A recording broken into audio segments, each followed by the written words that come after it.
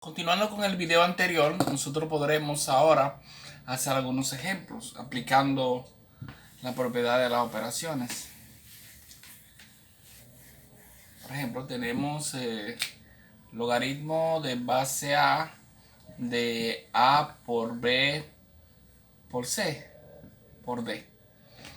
Aplicando la del cociente, que dice que el logaritmo del cociente es igual a la diferencia de los logaritmos, diría entonces aquí logaritmo de base A de A por B menos logaritmo de base A de C por D.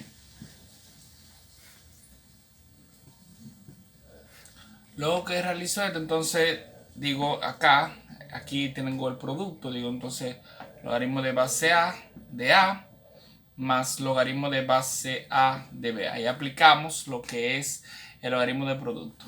Menos, abro un paréntesis, digo logaritmo de base A de C más logaritmo de base A de D. Obviamente, como acá tengo un más, entonces lo que hago es que digo logaritmo de base A de A más logaritmo de base A de B. Ese paréntesis acá, menos más, menos logaritmo de base A de C, menos más, menos logaritmo de base A de D. Y ahí daría completa lo que es este primer ejemplo. Ahora, ¿qué sucede? ¿Qué hubiese pasado si tuviesen exponentes? Tenemos este ejemplo. Entonces acá vamos a aplicar las propiedades de las operaciones. Decimos logaritmo de base A de A a la 3, B a la 4, menos logaritmo de base A de C a la 5. Ahí hemos aplicado la del cociente, que es igual a la diferencia de logaritmo. Acá tenemos una multiplicación, lo expresamos como una suma. A logaritmo de P de 4. La multiplicación se convirtió en la suma de los logaritmos. Menos logaritmo de base A de C a la 5. Ahora, estos exponentes que están acá pasan a multiplicar. Decimos 3 logaritmo de base A de A ya, más 4 logaritmo de base A de P, menos 5 logaritmo de base A de C.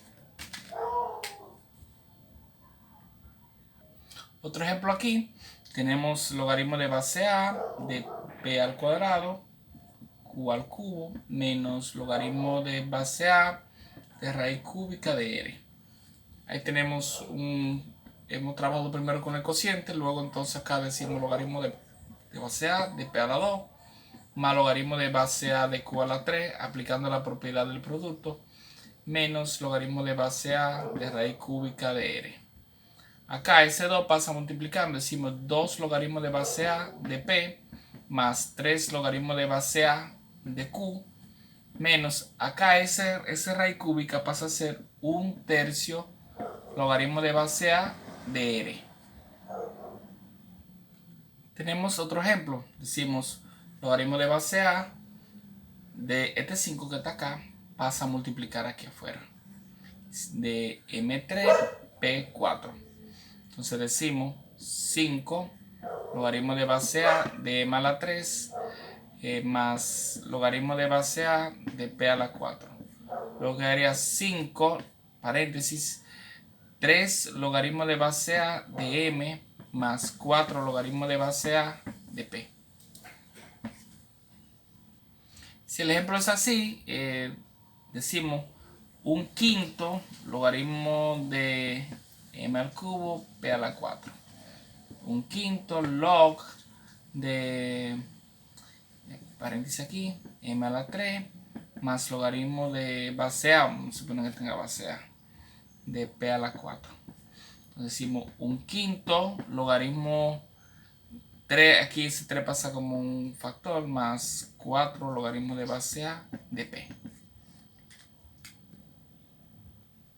En este ejemplo decimos logaritmo de base A de M5P4 elevado a la 3 menos logaritmo de base A de raíz de n. Este 3 pasa acá adelante como un factor, decimos logaritmo de base A de M5P4 menos logaritmo de base A de raíz de n. Ahora, esto acá decimos 3 logaritmos de base A de aquí abrimos un paréntesis. Aquí abrimos un paréntesis, como decía. Entonces m a la 5 más logaritmo de base a de p a la 4 menos acá decimos 1/2 logaritmo de base a de n. Acá cuando no hay un número que se marca acá, o sea, no hay índice, entonces se supone que hay un 2.